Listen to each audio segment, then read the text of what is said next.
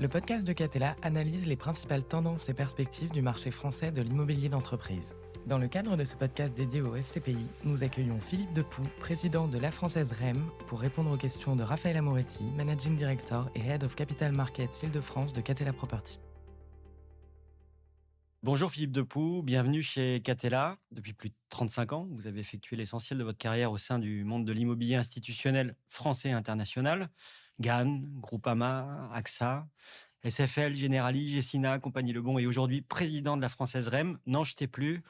Lorsque nous nous sommes interrogés sur le panel des intervenants les plus pertinents pour participer à notre étude sur les SCPI, votre nom et celui de La Française est évidemment apparu comme indiscutable.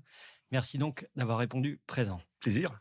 Tout d'abord, La Française REM ne se limite pas, loin de là, à la gestion des SCPI. Pouvez-vous rapidement nous décrire vos activités tout en essayant, sujet qui nous rassemble aujourd'hui, oblige de faire un focus plus particulier sur vos principales SCPI? Alors effectivement, La Française REM est une partie importante de Groupe La Française, Groupe La Française étant une filiale à 100% du groupe Crédit Mutuel. Donc on est une société de gestion d'actifs et à l'intérieur de cette société de gestion d'actifs, La Française REM, c'est en gros 31 milliards d'euros d'actifs immobiliers sous gestion, globalement 50% venant de capitaux institutionnels et 50% venant de capitaux privés, grand public, donc les SCPI, essentiellement, un tout petit peu d'OPCI grand public, et puis les fameuses SC support d'UC, Société civile support d'unité de compte d'assurance vie. Voilà un petit peu le paysage. 200 personnes professionnels immobiliers en France et j'ai également quelques équipes à l'étranger pour piloter ce portefeuille qui navigue sur environ une centaine de fonds, de véhicules juridiques. Là, je comprends évidemment l'argent grand public et l'argent institutionnel. Et quant aux SCPI, la capitalisation de nos SCPI, c'est de l'ordre de 14 milliards d'euros. Nous sommes en fait la plus grosse capitalisation des SCPI en France. C'est essentiellement des SCPI tertiaires, donc bureaux, commerce, logistique, voilà tout ce qu'on peut imaginer en tertiaire. Et j'ai encore un petit milliard d'SCPI dites d'habitation fiscale. Si on se focus sur ces SCPI aujourd'hui, les changements macro-éco qu'on a rencontrés ces derniers 18 à 24 mois, hausse des taux de la BCE, des amours du bureau, ralentissement économique, inflation, ont particulièrement affecté l'immobilier. Comment avez-vous pris en compte ce nouvel environnement au sein de vos SCPI ? Alors, ce contexte macroéconomique, effectivement, on l'a vu arriver depuis à peu près 2 ans. C'est parti, je dirais, sur la fin du Covid, l'inflation qui a suivi le Covid, la guerre en Ukraine et un contexte macroéco assez tendu. Les conséquences de tout ça, c'est des banques centrales qui luttent contre cette inflation en travaillant les taux directeurs des financements publics avec une hausse spectaculaire en amplitude et en rapidité sur les taux bancaires, ce qui a fait qu'effectivement, quasiment automatiquement, les taux immobiliers, comme le taux de tous les placements financiers, ont monté pour retrouver une certaine prime de risque, notamment pour l'immobilier. Et donc, cette prime de risque, on va dire à loyer égal, génère des baisses de valeur immobilière. C'est assez inéluctable. Alors, à partir de là, tout ne baisse pas dans les mêmes proportions. On a parlé de la centralité des actifs, ce qui est plutôt le cas à la française. Je précise à ce sujet que nous avons une politique, on va dire, plutôt core en placement de risk-return. Donc, on est plutôt sur des actifs relativement centraux, enfin bien desservis. On n'a pas attendu toutes ces crises pour travailler le verdissement de nos immeubles. On a une politique assez proche de nos locataires. On a vraiment une action pour se différencier des autres propriétaires de bureaux en travaillant énormément nos immeubles sur le côté serviciel, verdissement et flexibilité dans les baux, où l'idée c'est de défendre nos revenus locatifs, puisqu'en défendant nos revenus locatifs, c'est défendre les valeurs immobilières et c'est défendre surtout les distributions dans nos véhicules. Donc en gros, si vous voulez, face à cette situation qui est plutôt subie sur notre patrimoine, on a la chance d'avoir un patrimoine plutôt central et encore une fois plutôt au corps. Et à partir de là, on travaille surtout les immeubles et on travaille la relation locataire pour atténuer le mieux possible les impacts négatifs sur les valeurs immobilières, sur le patrimoine.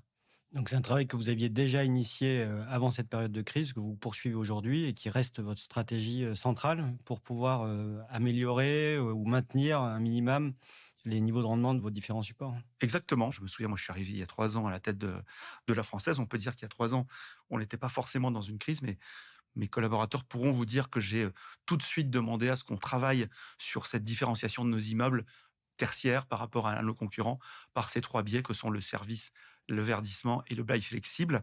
Après, on a aussi d'autres stratégies qui consistent, comme beaucoup d'autres, à diversifier nos investissements et ne pas faire que du bureau, d'investir également en Europe en profitant des cycles immobiliers différenciés. C'est pour ça qu'on a des équipes assez efficaces, notamment en Allemagne, en Angleterre, et on couvre également le Benelux. Donc voilà, différentes façons de traiter le sujet de façon professionnelle et je dirais pas froidement, mais en tout cas, voilà, professionnelle, en partant d'un bon matériau et en l'améliorant par la qualité professionnelle de mes collaborateurs. Vous avez rapidement évoqué la notion de concurrence. Quand on regarde un peu les chiffres, on se rend compte que 50% des SCPI ont été créés depuis 2010. Ça fait plus de 50 véhicules en immobilier commercial. Selon vous, est-ce qu'il y a de la place pour tout le monde? Est-ce qu'il y a trop de concurrence? Moi, j'aime bien cette concurrence parce qu'elle vous stimule. Un petit chiffre à rappeler quand même, la capitalisation des SCPI, c'est de l'ordre de 92 milliards d'euros. Et encore, ça a baissé sur un an.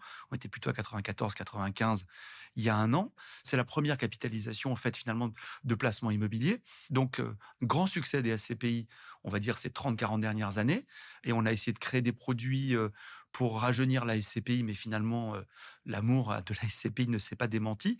Il y a bien une raison pour ça, je pense, c'est qu'il y a une réglementation autour de la SCPI qui a été extrêmement bien faite, très pragmatique, très pratico-pratique, qui fait qu'aujourd'hui, il y a des instruments de liquidité, il y a une communication très transparente, et il y a donc cette multitude d'acteurs, des acteurs très tradis, très track recordés comme nous, et puis des acteurs beaucoup plus récents qui sont sur des niches.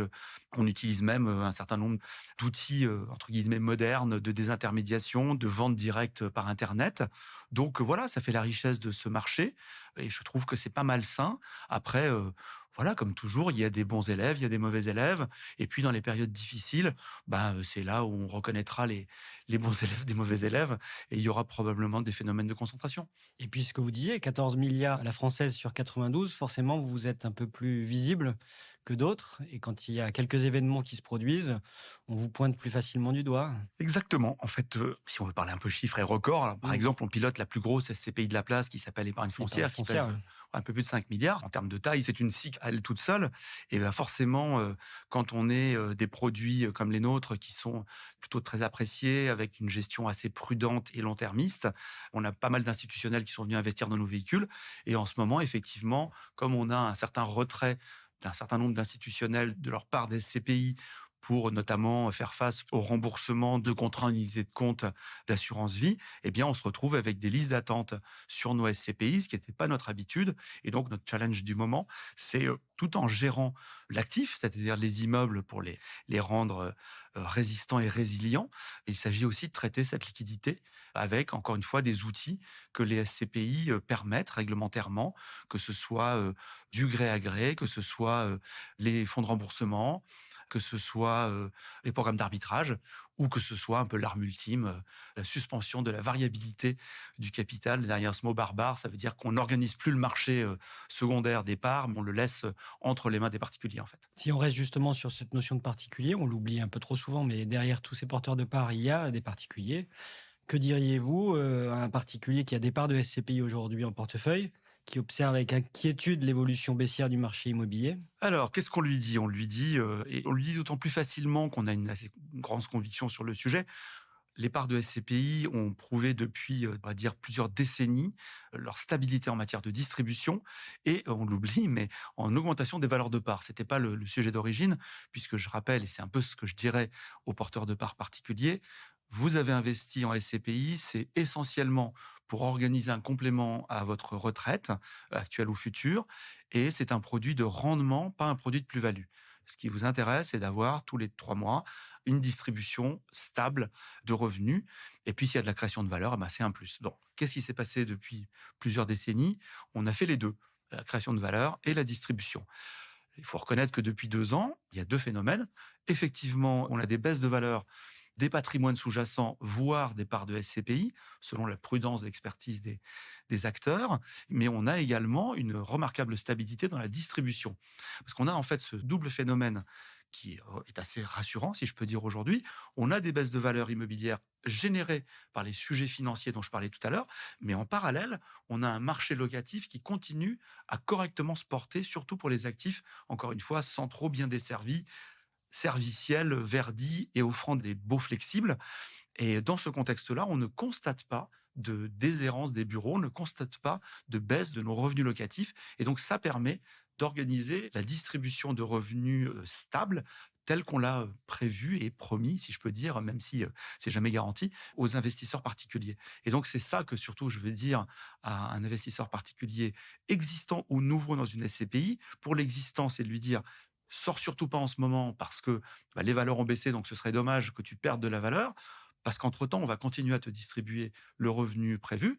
En ce qui concerne la Française, nous avons distribué en 2023 exactement ce que nous avions prévu de distribuer en 2023 et qu'on avait annoncé en début d'année. Et nous annonçons maintenant pour 2024 une distribution au moins égale à celle de 2023. Ce qui est plutôt bien. Dans un monde en inflation, j'espère qu'il va baisser, on va retrouver là l'attrait de la SCPI, de sa distribution. Voilà donc ce que j'ai à dire à un porteur de part actuel. Surtout sors pas, continue à toucher tes revenus. Et demain, on va reprendre le chemin de la croissance normale et continuer de la distribution. Et pour un nouveau venu, je dirais qu'il y a un petit effet d'aubaine qui consiste à rentrer éventuellement sur des SCPI dont les valeurs de part ont baissé, ce qui n'est pas trop le cas à la Française, mais il y en a d'autres. Et en ce qui concerne la Française, justement, c'est de rentrer dans des véhicules qui ont prouvé leur résilience pendant cette période un peu compliquée que nous venons de traverser. Et je dirais en conclusion, en projection sur l'année 2024, j'ai une assez bonne conviction de reprise graduelle du marché immobilier, de l'investissement et des valeurs sur 2024. C'est-à-dire que je pense qu'on va connaître une première partie de 2024 avec une fin d'ajustement des valeurs à la baisse, tout en continuant à avoir une distribution et des revenus locatifs stables, et probablement une deuxième partie. Alors, est-ce que c'est tout le semestre ou le dernier trimestre, j'en sais rien, mais quelque part, quand les prix des vendeurs et des acquéreurs se retrouvent, normalement, le marché redémarre. Il y a de l'argent à investir en immobilier et les gens sont toujours, friands d'immobilier, d'autant plus qu'on aura prouvé dans cette période que dans des gros moments de tempête, finalement, c'est un marché qui est tenu par des professionnels et qui tient la route. Parfait. Chez Catella, je vais conserver la reprise à partir du deuxième semestre. Ça me convient bien. Merci Philippe. Je vous en prie.